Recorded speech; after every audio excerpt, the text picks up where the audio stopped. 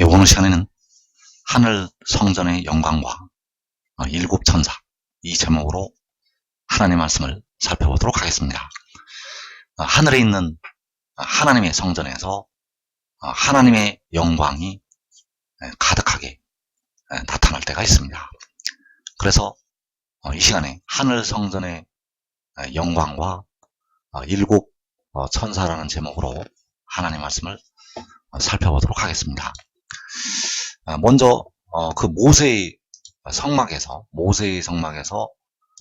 하나님의 영광이 나타날 때가 있었고, 또 솔로몬 성전에서 그 하나님의 영광이 나타날 때가 있었고, 또 요한계시록에서는 바로 그 하늘에 있는 하나님의 성전에서 하나님의 영광이 나타나게 된다는 사실입니다. 그래서 모세가 하나님의 명령을 따라서 하나님을 섬기는 성막을 짓고 난 뒤에 하나님의 영광이 그 성막에 나타나게 되었습니다.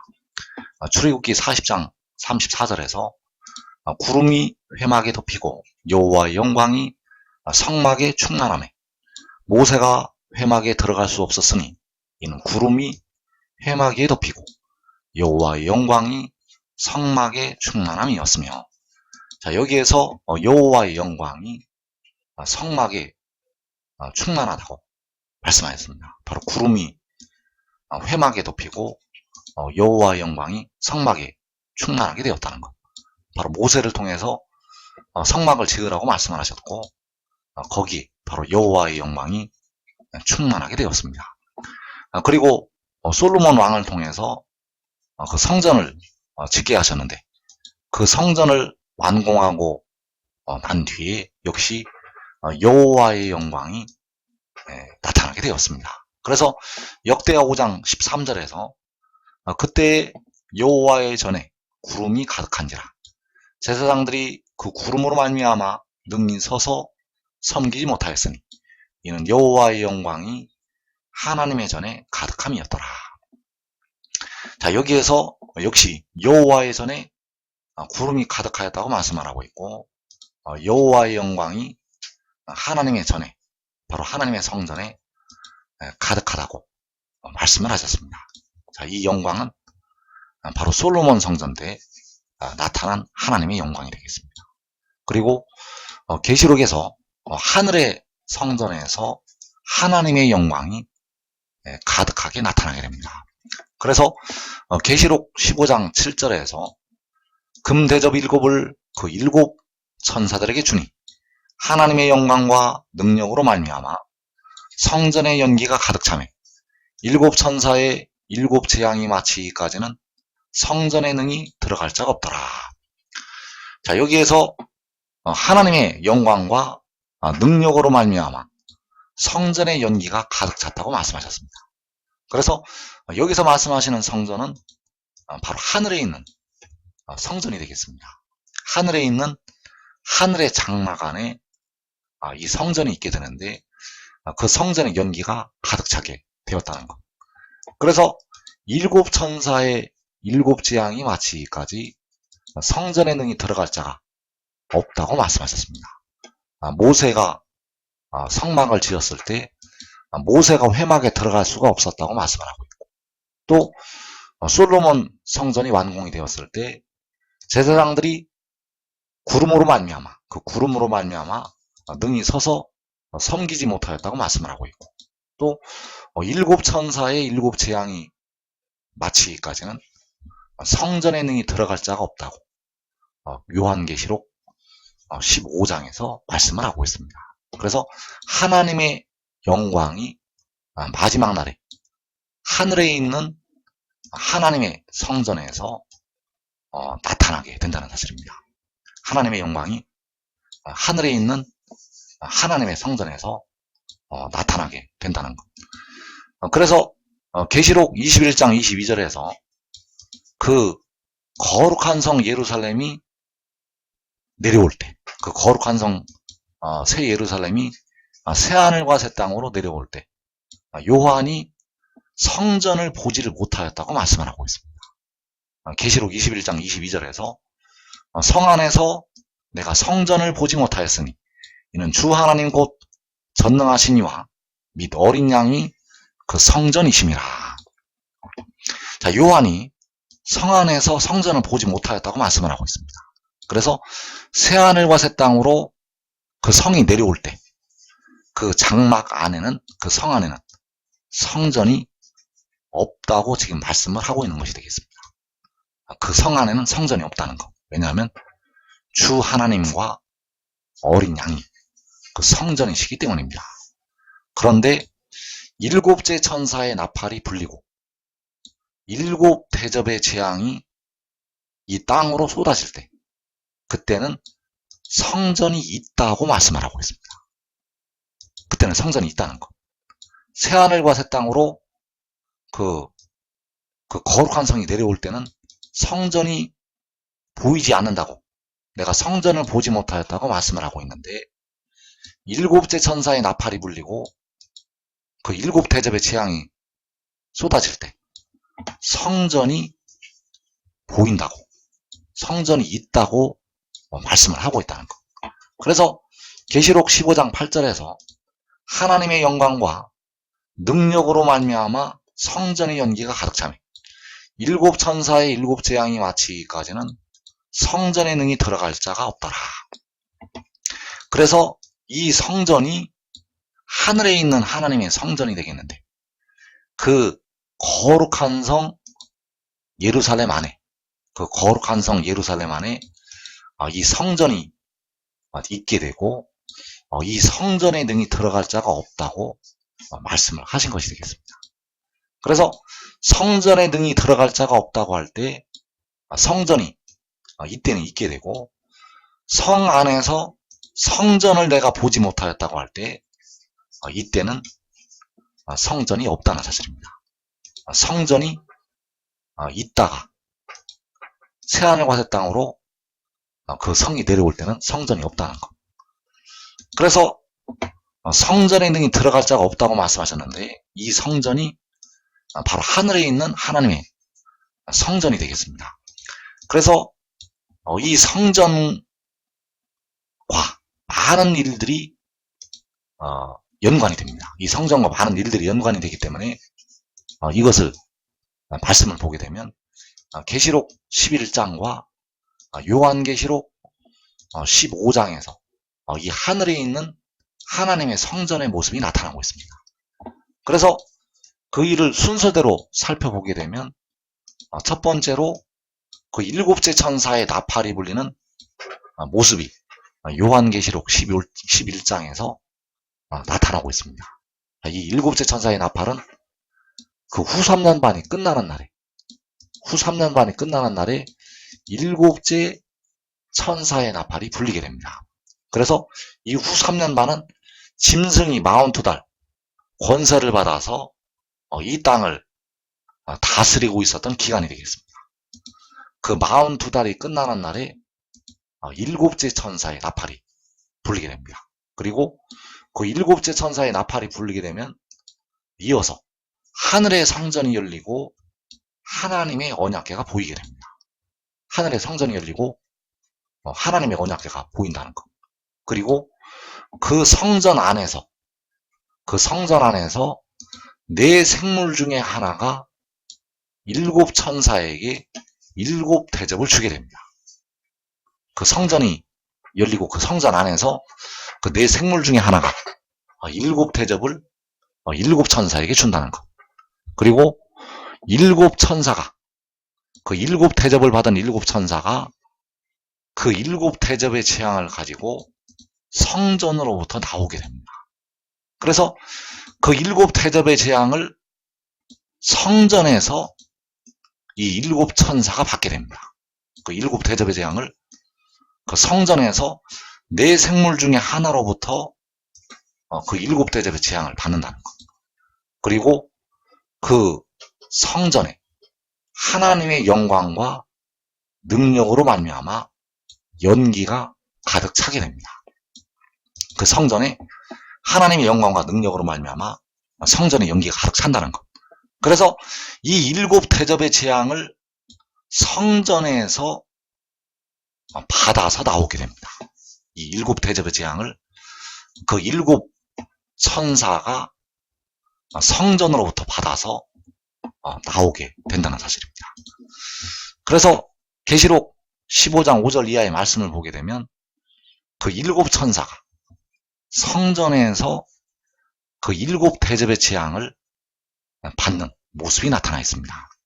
그래서 또 이 이후에 내가 보니 하늘의 증거 장막에 성전이 열리며 일곱 대접을 가진 일곱 재앙을 가진 일곱 천사가 성전으로부터 나와 맑고 빛난 세마포 옷을 입고 가슴에 금띠를 띠고 네 생물 중에 하나가 영원토록 살아계신 하나님의 진노를 가득히 담은 금 대접 일곱을 그 일곱 천사들에게 주니 하나님의 영광과 능력으로 말미암아 성전의 연기가 가득 차매 일곱 천사의 일곱 재앙이 마치기까지는 성전의 능이 들어갈 자가 없더라. 자, 이 말씀도 순서가 섞여 있습니다. 이 말씀을 먼저 일어나는 일을 나중에 말씀을 하시고 나중에 일어날 일을 먼저 이렇게 말씀을 해 놓으셨습니다. 그래서 이 증거 장막이 바로 거룩한 성서 예루살렘이 되겠는데 그 장막 안에 성전이 있게 됩니다. 그 장막 안에 성전이 있다는 것. 그래서 그 성전이 열리고 일곱 재앙을 가진 일곱 천사가 성전으로부터 나온다고 말씀을 하셨습니다. 자, 일곱 재앙을 가진 일곱 천사가 성전으로부터 나오는데 그 일곱 재앙을 가지고 나오는 것이 일곱 재앙을 받아서 나오는 것이 되겠습니다. 자, 이 일곱 천사가 성전으로부터 나온다고 말씀을 하였는데 일곱 재앙을 가지고 나온다고 말씀을 하고 있다는 것. 그러면 일곱 재앙을 가지고 나온다고 했는데 그 일곱 재앙을 어디에서 받게 되는가?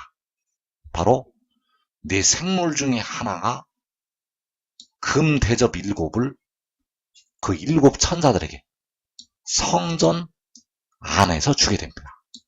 그 네 생물 중에 하나가 금 대접 일곱을 그 일곱 천사들에게 성전에서 준다는 것. 그래서 그 재앙을 가지고 그 일곱 재앙을 가지고 일곱 천사가 성전으로부터 나오게 된다는 사실입니다. 그래서 순서를 정리를 하게 되면 하늘에 성전이 열리게 됩니다. 이 성전이 바로 증거 장막의 성전이라고 말씀을 하셨는데 바로 하늘의 장막 안에 있는 성전이 되겠습니다. 그래서 그 성전이 열리고 네 생물 중에 하나가 금 대접 일곱을 그 일곱 천사들에게 주게 됩니다.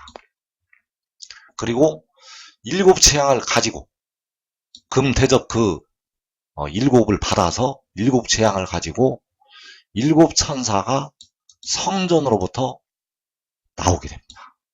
그리고 하나님의 영광과 능력으로 성전의 연기가 가득 차게 됩니다.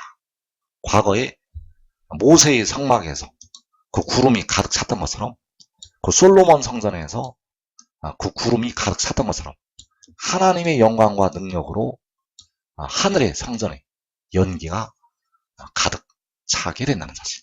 또 일곱 천사의 일곱 재앙이 마치기까지 성전의 능이 들어갈 자가 없다고 말씀하셨습니다. 모세도 하나님의 영광으로 회막에 들어갈 수가 없었다고 말씀을 하고 있고 또 솔로몬 성전 때도 제사장들이 능히 서서 섬기지 못하였다고 말씀을 하시고 있고 마지막 날에 그 일곱 천사의 일곱 재앙이 마치기까지 그 일곱 대접의 재앙이 마치기까지 성전에 능히 들어갈 자가 없다고 말씀하셨습니다. 그래서 이 성전과 장막은 다르다는 사실입니다. 장막 안에 성전이 위치를 하고 있고 이 장막 안에 백성들이 있지만은 그 장막 안에 있는 성전에 들어갈 자가 없다는 사실입니다. 그 장막 안에 있는 성전에 능히 들어갈 자가 없다는 것. 그래서 이 증거 장막에 성전이 열리고 거기에서 7대접의 재앙을 받은 7천사가 그 성전으로부터 나오게 되고, 그리고 그 성전의 연기가 하나님의 영광과 능력으로 말미암아서 그 연기가 가득 차게 되고, 성전의 능이 들어갈 자가 없다고 말씀을 하시고 있습니다. 그래서 성전으로부터 나오게 되는 그 7천사, 자, 이들이 누구인가 하면 바로 유다 지파의 지도자들이 되겠고, 미가서 5장에서 말씀하고 있는 그 7 목자가 되겠고, 이들이 바로 여호와의 제사장들이 되겠습니다. 그래서 그 여호와의 제사장들이, 그 7천사가 바로 의의 나무들을 대표하는 하나님의 종들이 되겠습니다. 이 7천사는 이 7대접의 재앙을 받게 되는 이 7천사는 바로 의의 나무들을 대표한다는 것. 그래서 이들이 바로 요한계시록 7장에서 인을 치는 천사들이 되겠습니다. 계시록 7장에서 그 인을 치는 천사들, 자, 거기에 이 7천사가 있게 됩니다. 그래서 이들이 맑고 빛난 세마포 옷을 입고 가슴에 금띠를 띠고 이 땅에 마지막 재앙을 쏟게 됩니다. 이들이 그 7대접의 재앙을 받아서 이 땅에 마지막 재앙을 쏟는다는 것. 그래서 이들이 바로 이사 4장 1절에서 그 7여자가 한 남자를 붙잡는다고 말씀하는 그 7여자가 되겠고, 이 7여자는 바로 이 7 천사로 이제 변화가 된다는 사실입니다.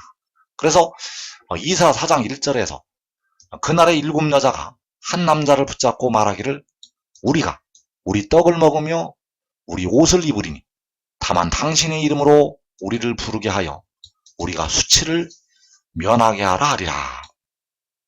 자, 그날에 7여자가 한 남자를 붙잡는다고 말씀을 하고 있고, 그 7여자가 우리가 우리 떡을 먹고 우리 옷을 입는다고 말씀을 하였습니다.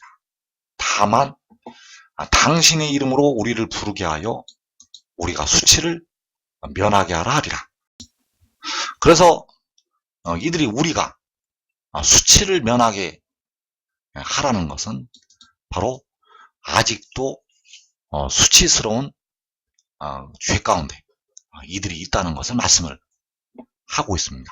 그래서 그날에 이 7여자가, 그 7여자가 바로 이제 7대접의 재앙을 쏟게 되는 7천사로 변화가 되어지게 되고, 이들이 바로 의의 나무들을 대표하게 된다는 사실.